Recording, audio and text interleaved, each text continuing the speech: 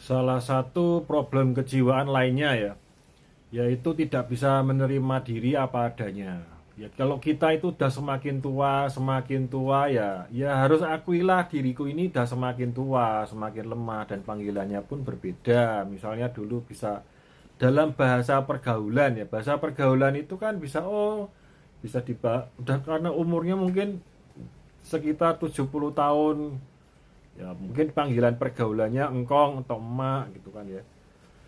Ya kalau udah semakin tua ya harus menyadari makin tua itu ya panggilannya bisa panggilan pergaulan lo ya. Panggilan pergaulannya kan bisa berbeda di saat kita masih muda atau masih remaja ya jelas beda ya. Orang kalau sudah tua ya akuilah dirinya itu tua. Orang udah tua kok tidak gimana tidak suka gitu loh kalau orang lain berkesan dia itu tua ya gimana ya, itu menurut saya tidak bisa menerima diri apa adanya dan terlalu banyak berhayal berlebihan. Ya misalnya ada seorang janda, lah memang kalau diri dianya itu janda ya akuilah bahwa dia itu janda. Nah seperti itulah, kalau memang duda ya akuilah duda. Kalau menikah lagi ya akui saja saya menikah lagi. Kalau memang sebelumnya rumah tangga bercerai ya akui saja, kenapa harus memanipulasi hal manusia. Problem manusia seperti itu adalah problem yang wajar, yang umum gitu loh. Kenapa harus dipersulit, kenapa harus menyangkal keadaan diri apa adanya. Nah itulah semacam problem psikologi itu banyak kita jumpai di masyarakat. Hanya karena hal-hal seperti itu kemudian menjadi suatu hambatan dalam kita bersosialisasi.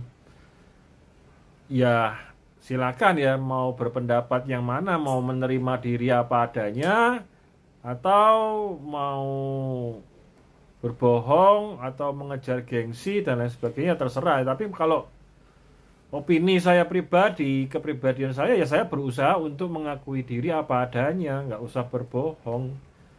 Selama kita memang tidak bertujuan jahat ya kan, ya namanya manusia ya pasti tidak ada yang sempurna, kenapa malu gitu loh. Kalau di luaran ya biasa ibu-ibu ya, itu ibu-ibu tuh memang biasa tuh ngerumpi gitu loh. Nah kalau memang keluarga saya bukan keluarga yang sempurna, emang kenapa? Emang keluarga Anda sempurna? Orang saya ketemu dengan istrinya konglomerat aja, dia bicara bahwa keluarga konglomerat juga ada problem gitu loh. Jadi ini orang yang sudah dewasa, umurnya tua, tapi gimana ya kematangan mentalnya, kematangan logika dan hati nuraninya tuh itu bahkan rusak gitu. Seperti itu. Itu problem juga itu di dalam sosial, di dalam warga sekitar kita itu seperti itu juga. Ya banyak juga orang atau warganya tidak bisa konsisten ya, konsisten. Misalnya pada mulanya mau berjuang A. Kebanyakan di masyarakat itu manusia kepribadiannya tidak bisa konsisten, cari aman masing-masing. Seperti itu ya, memang kondisi di dunia itu begitu semua. Seorang pejuang itu hanya sedikit, lebih sedikit. Yang lainnya cuma berdiam cari aman sendiri, mementingkan egonya sendiri. Semakin tua bukan semakin bertobat, semakin sadar untuk berjuang kebaikan bersama, ya berjuang untuk kebaikan dirinya sendiri, berjuang untuk kepentingan keluarganya sendiri. Terjadi masalah parkir motor, walaupun saya tidak punya motor, ya kalau ada masalah parkir komplain motor, ya saya ikut bersuara, ikut berjuang untuk menyuarakan kepentingan yang milik punya motor. Berapa orang yang seperti itu di sini? Walaupun orang itu punya jabatan, punya kuasa, punya kekayaan, ya hanya memikirkan dirinya sendiri, keluarganya sendiri. Ya begitu. Seperti yang dikatakan oleh Pung Reko juga begitu, sama, bukan skala nasional, di sini juga begitu kebanyakan. Saya sudah sampaikan clue-cluenya. Hanya banyak orang yang tidak peduli lagi karena sudah dikuasai oleh ego. Semua mau menyelamatkan dirinya masing-masing demi kenyamanan dirinya dan keluarganya doang sendiri tanpa memikirkan orang lain.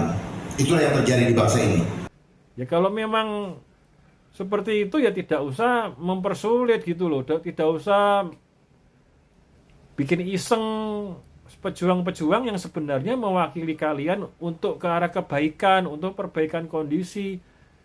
Seperti itu kan, jangan dipersulit, jangan mau dibodohin. Ya kalau kalian tidak ikut berjuang, walaupun diam, orang diam itu kan bisa ikut berjuang juga.